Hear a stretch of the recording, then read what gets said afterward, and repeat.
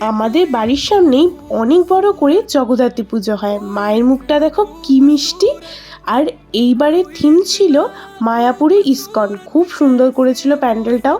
প্রত্যেক বছরের মতো এবছরও মেলা বসেছে। আর আমার বান্ধবীর মুডটা একটু খারাপ ছিল, কিন্তু যখনই আমরা আবার একটু কেনাকাটা শুরু করে দিলাম তখনই আবার মুডটা ভালো হয়ে গেল। অনেক কানের দুল দেখেছি, অনেক সুন্দর সুন্দর কানের দুল ছিল, মনে হচ্ছিল তো সবই নিয়ে নিই। তারপরে আমি আর নেহা মিলে এই দুটো কানের দুল নিয়েছি।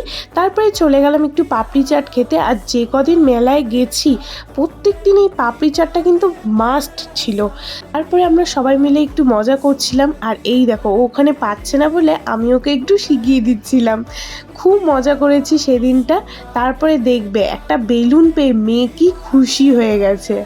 তো দেখা হচ্ছে তোমাদের সাথে পরের ব্লগে। ততক্ষণের জন্য চ্যানেলটাকে সাবস্ক্রাইব করে দিও। টাটা।